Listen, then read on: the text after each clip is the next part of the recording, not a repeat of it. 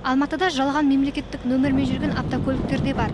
Қала тұрғыны Евгений Кононов мемлекеттік нөмірі 105 ZAM автокөлігін осыдан 10 жыл бұрын сенімхат арқылы сатып жіберген.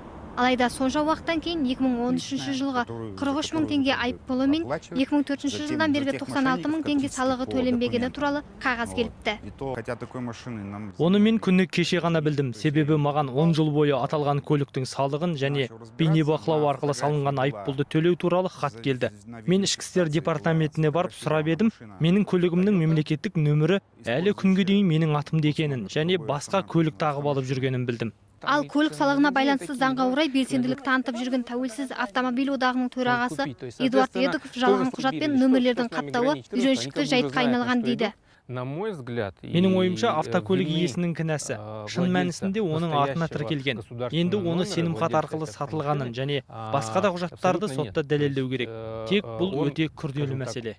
Өзгенің мемлекеттік нөмірін айыппұлдан жалтару үшін де пайдаланатын жайттар көп кездесуде.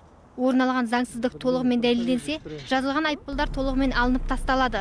Ал автокөлік салығына қатысты мәселені реттеу үшін аталған салықты төлеп, мемлекеттік нөмірді жою керек, немесе сотқа жүгіну арқылы салық төлеуден босатылады. Ақбота Мұсабекқызы, Серік Қажаубаев, Таң телеарнасының жаңалықтар қызметі.